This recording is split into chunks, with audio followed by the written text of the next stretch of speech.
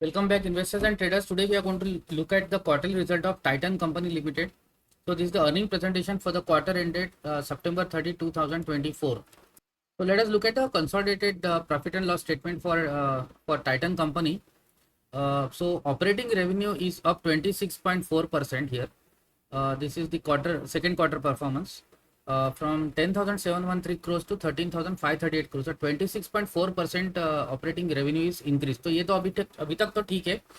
उसका total revenues है अच्छा बढ़ा है 26.4%। एबिटा देखोगे तो 1535 करोड़ जो था उससे 1358 करोड़ मतलब ड्रॉप हुआ है। सो एबिटा इज डाउन 11.5%। तो ये एबिटा कम हुआ है, मतलब अगर 26.4% का रेवेन्यू ग्रोथ हुआ है तो टाइटन देख सकते हो। तो उसका majorly Tanishq is a brand and they got number of stores of Tanishq and they sell the jewellery and making charges is their main source of income for from the jewellery business. तो यहाँ पे EBITDA जो देखोगे तो EBITDA is fallen 11.5%। तो 422 बिप्स से EBITDA percent कम हो गया है। तो ये 14.2 से मार्जिन कम होकर 9.9% तक हुआ है, मतलब इसका मार्जिन बहुत कम हो गया है। और एबिट देखोगे तो 14.7% डाउन, तो 415 बिप से एबिट कम हुआ है। और profit after tax is also down from 916 crore to 704 crore, मतलब it is a shocking performance by Titan, where the top line has grown by 26% but the bottom line is has crashed by 23%। तो ये इसमें ऐसा हुआ है कि प्रॉफिट्स कम हुए, दो सेल्स बढ़े हैं।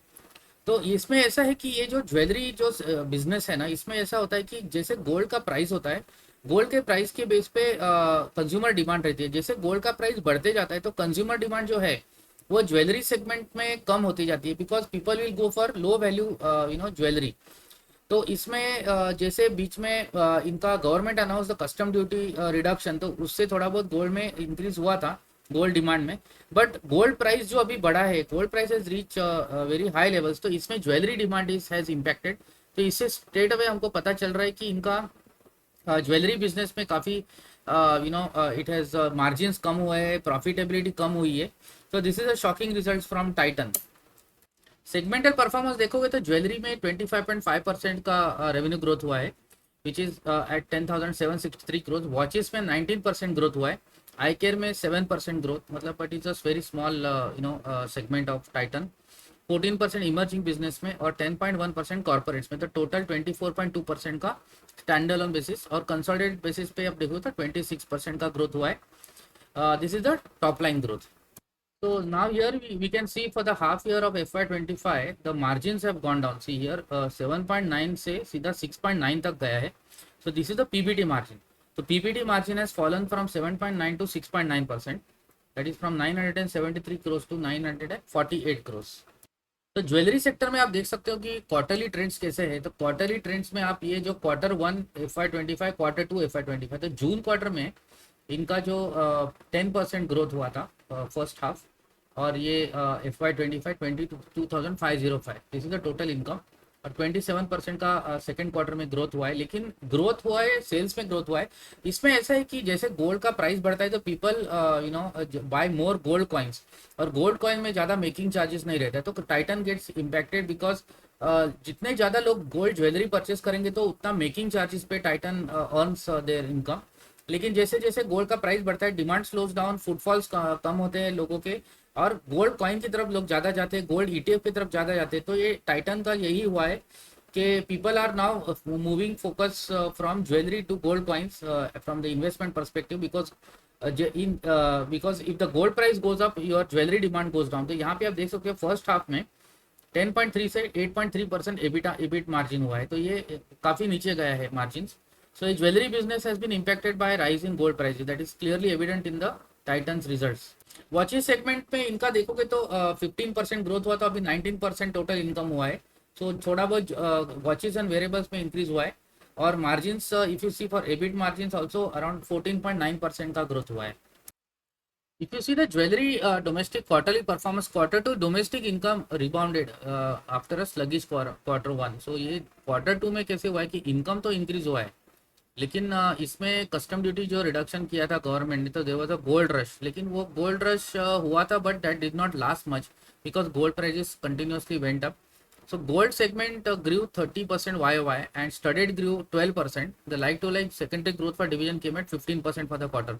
So buyer interest was studded was quite encouraging. तो यहाँ पे आप देख सकते हो कोई इनका जो डोमेस्टिक जो रेवेन्यू अप है 25%, इंटरनेशनल 44% ऊपर गया प्राइमरी, तो टोटल 25.5% गया, लेकिन एबिट इज 22.7% डाउन, तो एबिटा मार्जिन 540 बिप से इम्पैक्ट हुआ है।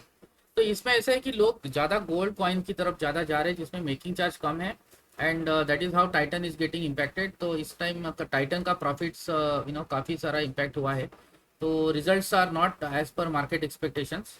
कैरेट लाइन में आप देख सकते हो थोड़ा बहुत 28% का टोटल इनकम ग्रोथ हुआ है in second quarter, and EBIT देखोगे तो 118% अप है, सो फ्रॉम 26 टू 58, मतलब 118% का एबिट इंक्रीज हुआ है, और एबिटा मार्जिन भी 289 बिप से बढ़ा है, तो दैट इज 7% हो गया। तो कैरेट लाइन थोड़ा बहुत ठीक है परफॉर्मेंस, बट उसका बेस बहुत कम है, उसका सेल्स इज वेरी लेस।